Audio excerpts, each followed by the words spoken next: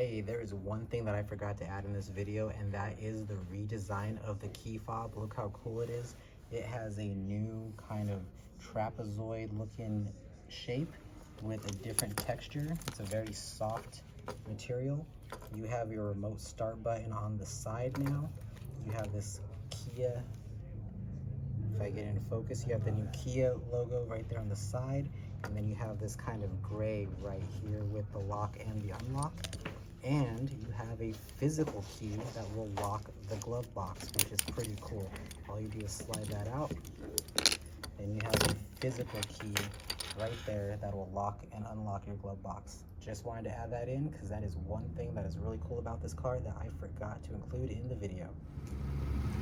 Hey everybody, it is Vince from Spradley Kia here in Southern Colorado, Pueblo, Colorado. And today I have a vehicle that I have been waiting many months to review. This is our very first one that we have gotten here at my dealership. And it is the big boy. This is the 2023 Kia Telluride SX Prestige X Pro Edition. So this is the top of the line. This guy has everything. It is in glacier white, which is a beautiful color with the black interior. I got a lot of things to go over in this video. There's some really cool things in this video that I want to show. This car has digital key card. It has a really cool mirror on it that shows the reverse angle from the vehicle, and some really cool styling points as well that I want to make sure I get to. So this might be a little bit of a longer one. So without further ado, let's get started. So from the very top of this video, I do want to point out the brand new headlights on the 2023 model.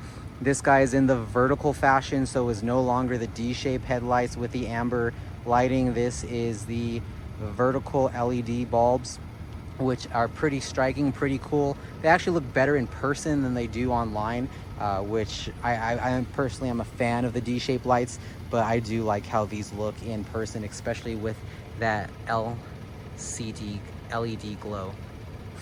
You have the tiger nose grille, which is got this glossy black finish to it. Pretty bold, pretty distinctive. Very similar to the one previously, but you do have this chrome trim that goes along the grille there. And then you have this redesigned kind of front bumper down here. You have your fog lamps down there as well, and then you have your sensors across the front. Kia signature script badging, which is always cool. Let me see if I get out of my own shadow. And then here is the passenger profile. So one thing that is very striking about this car that is different from any other Telluride that's been released is going to be the 18-inch Continental tires. So these are the Continental Track Action Plus tires, 18-inch. They are more aggressive. They have this deeper tread right here. I'm gonna get to the other side so there's not a shadow. You can never ever win with the sun. There we go. So you have these much more in-depth tread right here, which is very different from previous generations. And then you have this really cool finish on the wheel, and then you have the black Kia caps on the X Pro Prestige package. Again, 18-inch Continental tires, pretty cool. Coming up here onto the mirror, you see you have the turn signal on the mirror, which I'm always been a fan of. Coming along the door here, one thing that I've noticed is this is now a very slight touch. It's not a physical button. So it is the to-press button on the door handle. You can have the keys in your pocket or the keys in your jacket or purse.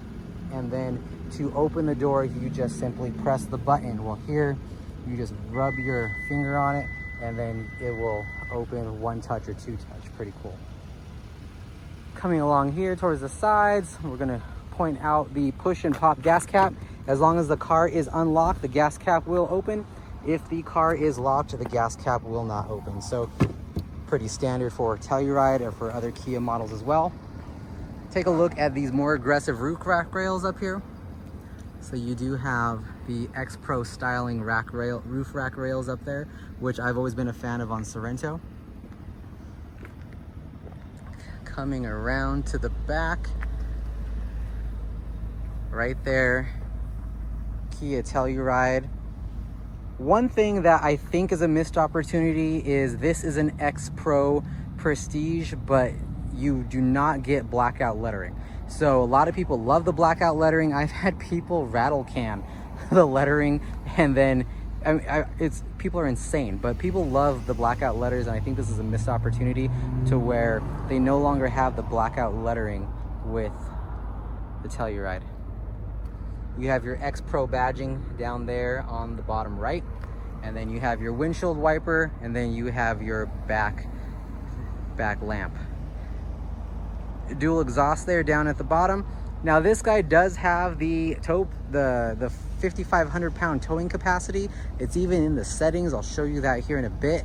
But this guy does not have the tow hitch on it. So that's something that you can get, that towing capacity, not have a factory installed tow hitch. And this vehicle does state it has a self-leveling suspension as well on the window sticker. So interesting combo there. I was expecting a tow hitch, and there is not one. Let's take a look at the back real quick. That way I don't got to circle back to it later. So you do have the push to open. You can also have this, you could also stand next to the vehicle for about 15 seconds and then have the auto release for the back hatch. But coming in here, you're gonna see something very familiar from previous generations. You have, from what I can tell, the same kind of cubby space back here. So not a lot of cubby space behind the third row, but there is, Telluride has the most space behind the third row than any other SUV in its class. So even though it's not a lot, it's definitely leading. These are the mats that come factory installed. This is our very first vehicle. It was ordered a very long time ago, what, about a month and a half ago, and it's already pre-sold. So I want to do a video before my customers took delivery of it. So all of this should look very familiar. You have your child anchor locks along the back, you have your little hook there, and then you have these little pull straps here. And these pull straps, you just pull, give it a little bit of a release, and then it'll fold down nicely. That should look very familiar if you're comparing Tellurides to previous years. You have your buttons right here that if you press, if I press that button, then those seats fall. So I press that button, and then you have that, what I like to call near flat. So very spacious, very roomy. I've had people tell me they've put mattresses back here and inflatable mattresses and slept in the back of these things. So very, very roomy, very easy to manipulate. I do like the seatbelt hook here. So you have the little hook right there. So when you're not using the seatbelt, you can put it into the hook there. You have USB ports for your third row passengers there. And then you also have it there on the opposite side, along with the cup holders for your third row. And to bring that third row back up, you just grab this, give a little bit of leverage and pull. And let's see, I need to put that up. And there you go. I did it almost one-handedly. Not too shabby. I'm gonna go ahead and position these floor mats a little differently. That way they don't fall. Oh, I'm gonna show you underneath. So you have a very big cubby space down here. Huge cubby space, no dividers, no nothing. Very big cubby space underneath. And then this floor is removable. So you can almost do it one-handedly. I don't want to drop my phone, but this guy completely comes out if you want it to.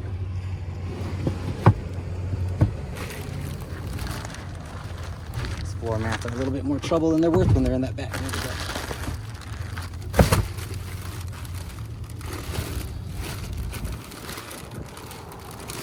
All right, there we go. So just gonna go ahead and push the button up top. You do have your auto off tailgate, and then you have your physical close, and there she goes. Pretty cool. Now let's take a look at the second row. Second row, this is where a lot of people really like the Telluride because they have kids. You know, it's a people mover. They really have bigger families. So you have some really good amenities here in the SX Pro Prestige package. You have things like heated and cooled seats for your back row passengers. You have a sunshade right here for your back row passengers. Pretty nifty. You have, again, all this space. Now, I may be crazy, but I think this lip back here is raised. I think your third row sits up higher than it used to on previous models. Now, I'm supposed to be an expert. I've been doing this for 5 years, and I love the brand. I don't remember if this lip was like this in previous models. I want to say it's not. So you do have, I believe you're sitting up higher in the third row back here. I'm gonna hop back here in a second and find out. So you have your buttons on the side. This little guy right here will move the seat forward, and this guy is to go backwards and forwards so you can lean. And then you have a bar underneath. So that bar underneath will move you forward and backward. So let me see if I could do this one-handedly again. Voila. So that's kind of what that seat looks like when it's in its upright position. So I really do love the stitching on this model. You can really feel the perforations. I mean, it just looks like it's good quality. I'm a fan. There's child anchor locks in these captain's chairs as well. So you have the child anchor locks down here, and then they hook around to the back of the seat too. So I'm gonna hop in real quick. Close the door. Do a little cough. There we go.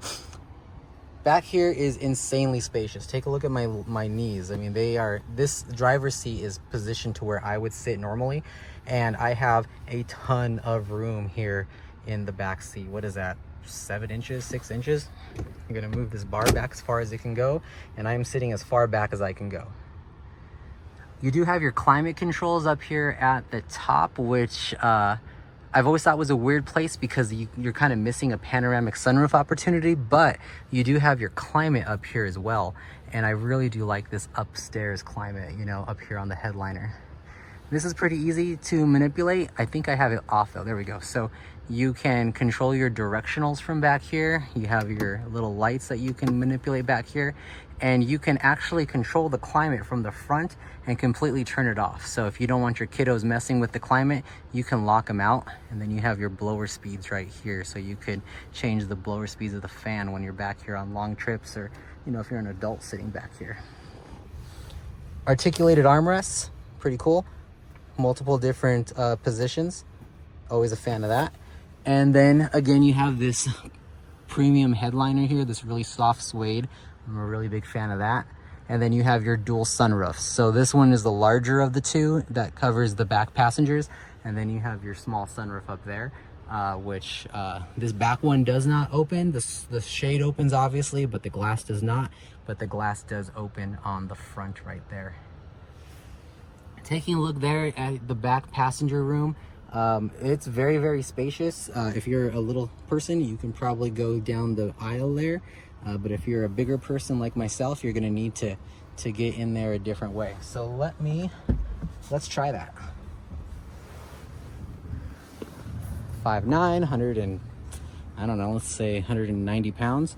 You got your little button up top here. So if you press that, you will see the seat slide forward, giving you the ability to get in right here. You have a hand hook.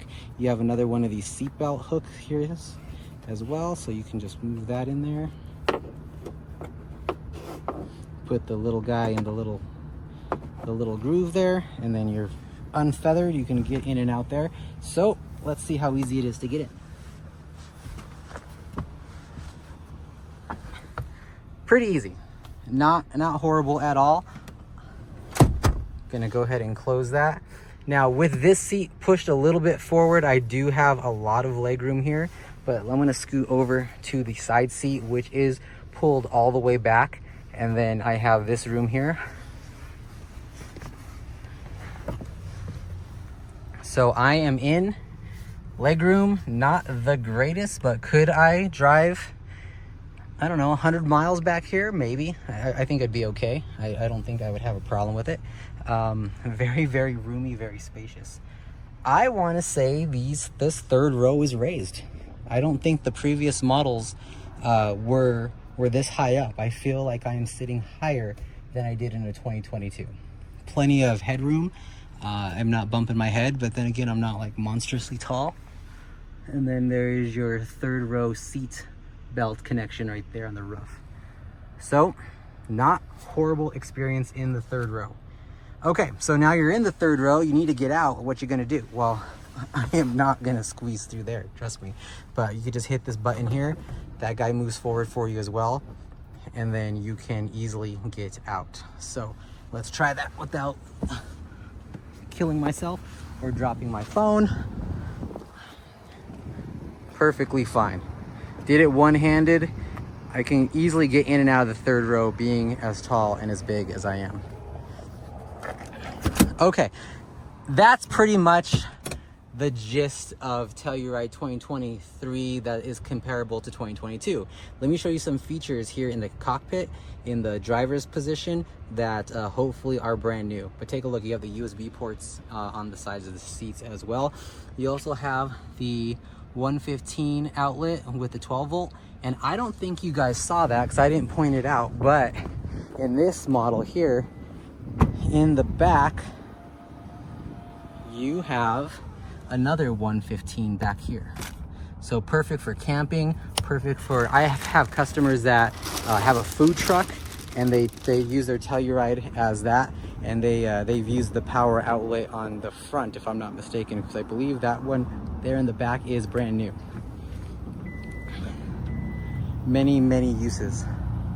Okay, coming back over, let's get into the inside. Let's get into the driver's seat. This is where I like to be.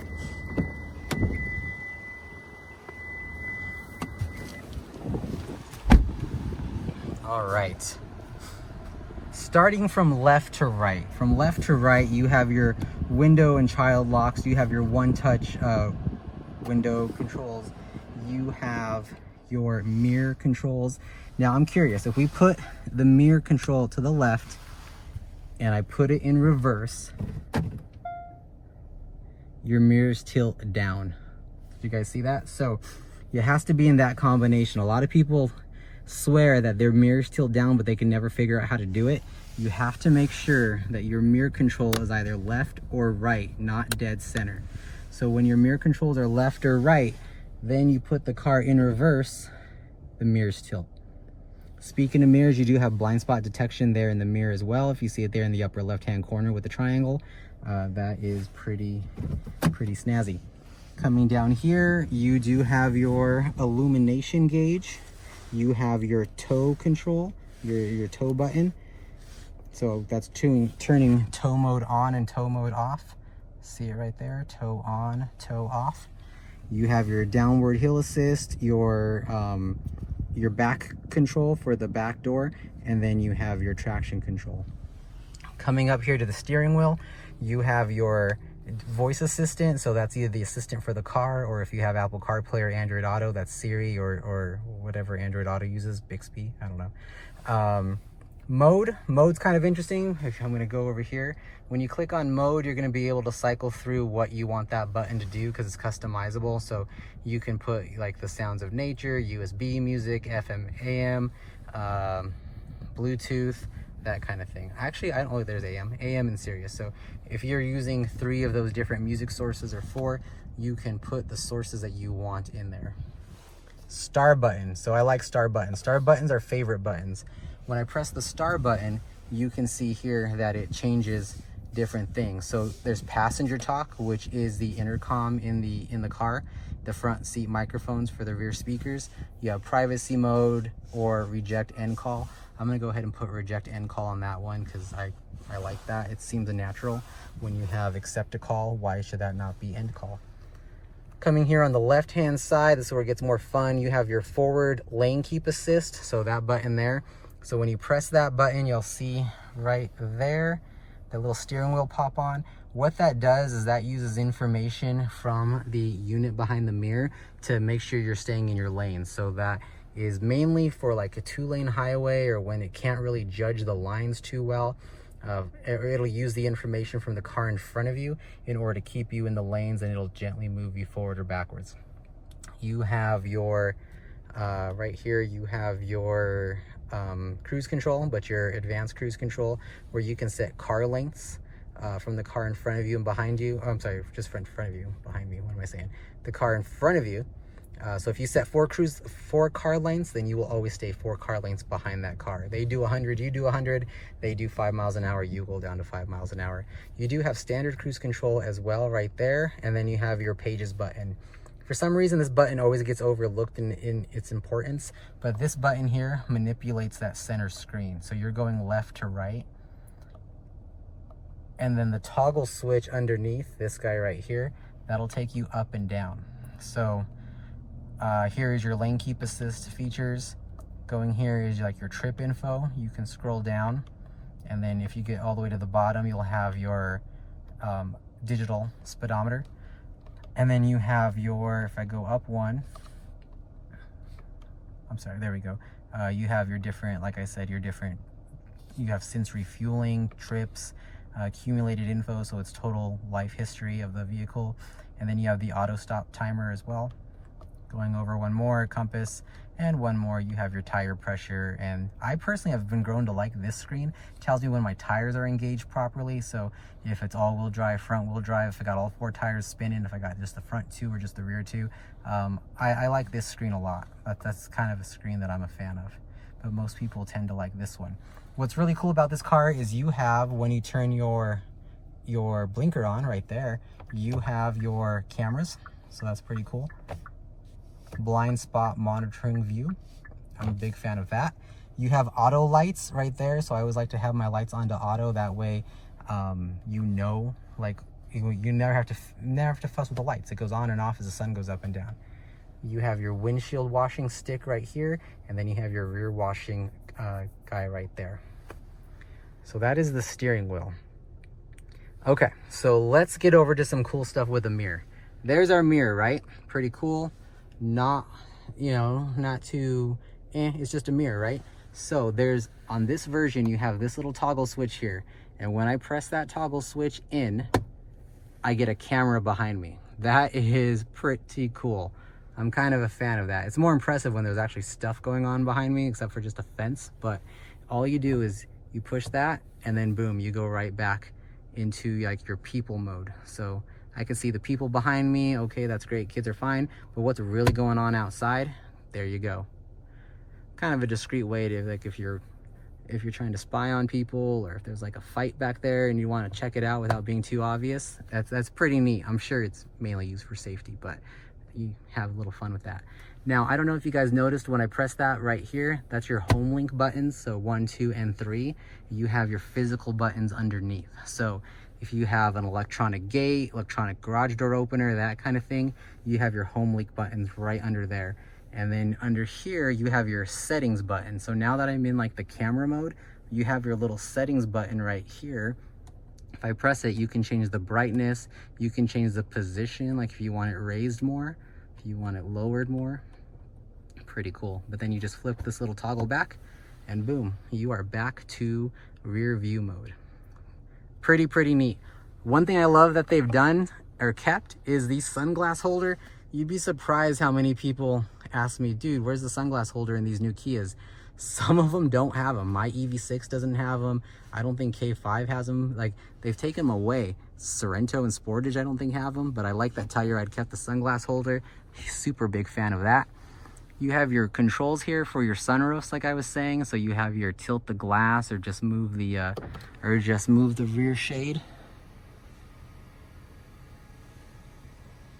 Not horrible there. Gonna just go ahead and flick that back so it closes.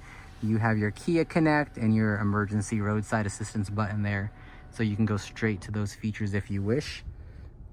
Okay, let's talk about this dash. I love this faux wood motif they got going on here. It continues onto the door right there. It kind of goes up and has this really cool little, I mean, it looks different than the 2022 models just because of this screen, which we have failed to talk about. This big, beautiful, gigantic screen that goes across. In reality, it is 2 panes of glass, but it does look like one, especially because right here you see the steering wheel blocks the gap to where the screens actually separate. So you got a really cool effect there where it really just looks seamless, which I think is beautiful. This is all a complete touchscreen. Oops. Taking it to the left here, you can see, you know, you got your music that you can just tap on. It'll take you right to the radio section. I always say little house takes you home, little arrow takes you back. I want to go home, scroll one over, and then you have your inlay of your maps right here. You click that, it'll take you to your map. pretty cool. Set your destination right there through the magnifying glass, and then you have this cool tri-screen. So anytime you see this little white arrow right here, it'll open up a tri-screen. So you can move this up and down. Passenger talk, let's talk about it. So I have just activated the intercom in the vehicle, so now I can yell at the kids in the back without actually having to raise my voice terribly, because it does activate the passenger talk. People love this feature. It probably doesn't work too well in the video, but that is definitely a really cool feature that a lot of Telluride customers love, or high-end Sorrento customers like as well. Gonna hit the little house again, take me home. So again, full touchscreen. You scroll it to the left. Here's your kind of your main menu, your maps, your navigation menu, phone. So Bluetooth predominantly, Apple CarPlay, Android Auto here under phone projection, but it does not support wireless Apple CarPlay or Android Auto, so you do need a USB cable. Voice memos, climate, like I was saying, you can control the back climate for the kiddos right here by locking them out. Pretty easy. Little arrow takes me back. Valet mode, so if you don't want someone like messing with the unit right here, getting in your personal information, you know, you can activate the valet mode. Passenger mode, quiet talk mode. So when quiet mode is activated, all radio and media is played only in the front speakers. Volume is automatically lowered to a set level. That way people can sleep in the back. So it'll only play the information here in the front speakers, which is kind of cool. You have HD radio, which is not like high definition radio, it's the name of the company. Setup, radio, media, Kia Connect, notifications, and user's manual. Kia Connect is very important. Your salesperson should actually set this up for you.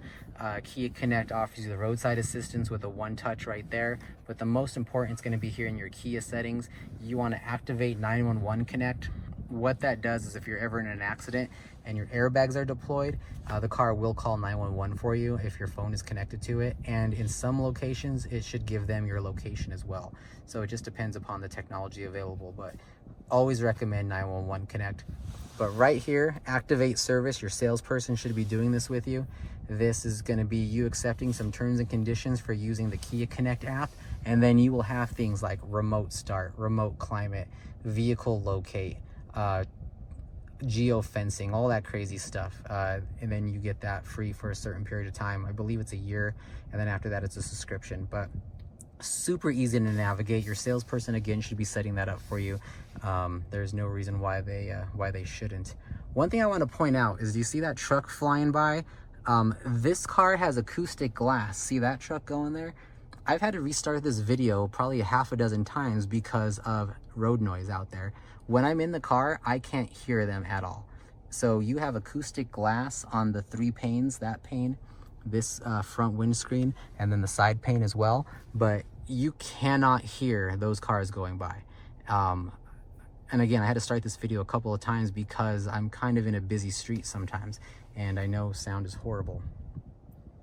Okay, let's get back on track. If you ever want to change the time, you just click it, and then it takes you right to the time screen. So it's super easy. And like I said, little arrow takes you back, little house takes you home. I'm gonna go back one more step, scroll this over. What I would strongly recommend for you guys, going into setup, so you have another suite of options here. Going to user profile, setting up your user profile. Click on driver 1, set your image, link your Kia Connect account. See what you have here now, link digital key for smartphones. That's pretty cool. So that's something that's new in this vehicle, is you can have a digital key to send to people. So this little picture kind of explains it all. You can use your cell phone to activate your profile, which will start the car. So if you have your kid that's going to be driving the car and you forgot to give them the keys or something, you can text them a digital key, and that text message will allow them to activate the car. Pretty cool. Never had it in a Kia before. I'm very excited to see how this works.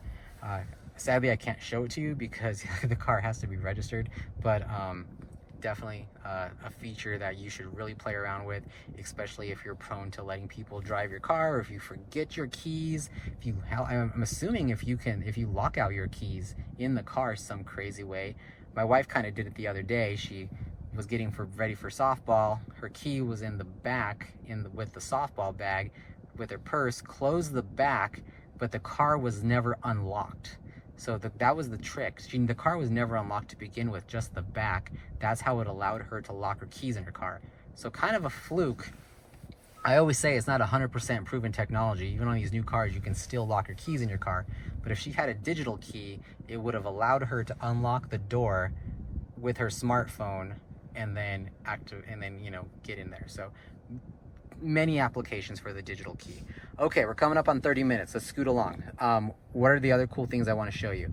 I want to show you vehicle. So the reason I said go to profile, set your profile up first, because if you start in vehicle, set up everything how you like it, and then you go set up your profile, you may miss some stuff that you have to reset.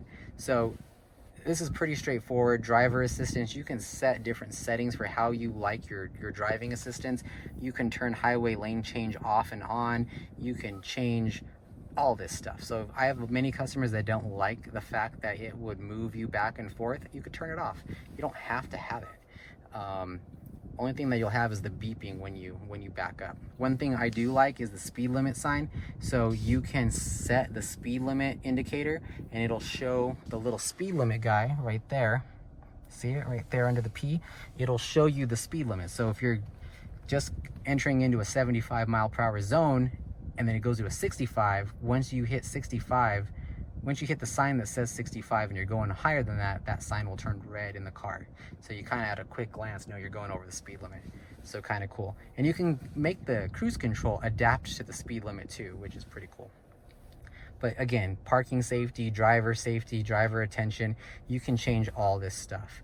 One thing that is pretty cool about this car is the heads-up display. I don't know if you can see it, but right here in the glass, you can see the heads-up display. I actually used to hate it, but now I actually really like it. It's very useful and it's not as distracting as it used to be. But the heads-up display is pretty cool and it's strong. It shows you all the information you need.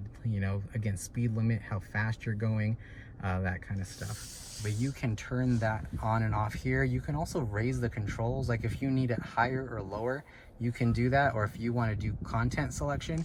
One thing I really like about the heads-up display is the blind spot system. So when you're looking in your heads-up display and someone's in your blind spot, you will see little red indicators in your view. And to me, that's insanely useful. I'm not looking in the mirrors. I'm just changing lanes. And it's actually very intuitive. I'm a big fan of that. So definitely want to show you these newer things here. Cluster, illumination, cluster theme selection. You can go in here and change your themes to drive mode. I'm curious what dynamic does.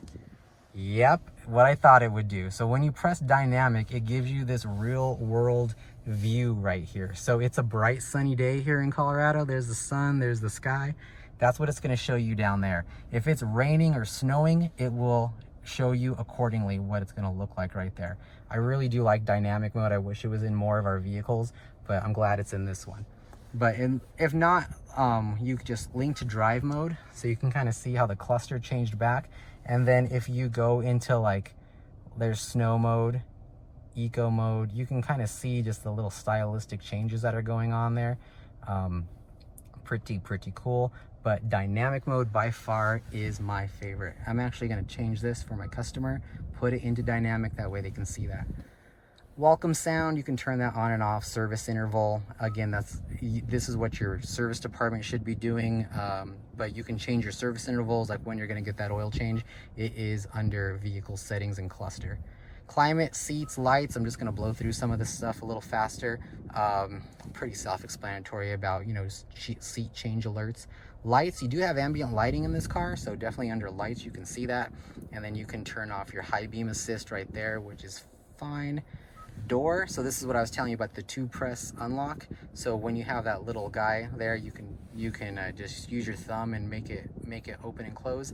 The power lift gate, which I have turned on, and then smart lift gate. Smart lift gate opens the lift gate automatically when approaching the lift gate with the smart key, and then you can do lift gate auto close. That's pretty cool. I wish my car had that. So it closes the lift gate automatically when your smart key is no longer nearby. I really wish I had that in my EV6. Remote window control, so you can disable and enable the remote window control function on your key fob. and then you have your auto locks. So digital key, this is where you find that smart key information and create a smart key. Again, it's under settings, vehicle, scroll down, digital key, and then you can play around here by creating a smart key, enabling smart key. This is how you get that done. Convenience, this is just going to show you that rear occupancy alert. If you have little ones, you can turn that on and off, and if your wireless phone charger isn't working, make sure it's turned on. So that's under convenience. Pretty cool. So let's just scoot along to some of the basic stuff that is also in other models of the Telluride in previous generations. All of this should look the same if you're comparing models. Dual climate control, volume knob, tuner knob, physical buttons if you don't like the touchscreen. Heated steering wheel is off here to the left. You have your dual cluster down here for dual climate control, and then you have your blower speeds. You can click rear and you can control right away the rear climate there, so it takes you right back to rear. Heated and cooled seats here on the left and the right for driver and passenger. You have your wireless phone charger down here, your indicator that it's wirelessly charging, your indicator that's wirelessly charging right there, and then your USB and USB-C ports. You have your different drive modes here: comfort, sport, smart, eco, and snow. So when you turn those here, you can see your different drive modes right there. And then your rear wheel lock differentials, you can lock right there. Forward parking sensors, camera, auto hold, and auto off. Again, those are all features that are standard in previous model Tellurides. Why do I feel like I am forgetting something that I really wanted to point out? Oh, tow mode, where was that? So I was playing around with this earlier. Is it under setup, navigation, device connection, profile, general, display? Hopefully we get software updates over the air. That would be pretty cool, so you don't have to go to the dealership and update that. My EV6 has that, and hopefully Telluride does that as well. Media options, oops, don't want to do reset. Units, keyboard, I want to say it was right here. There was a button for tow capacity. Like it would say high, medium, and low, and then what your tow capacity was going to be. Why am I not seeing it anymore? And I wish I paid more attention when I saw it.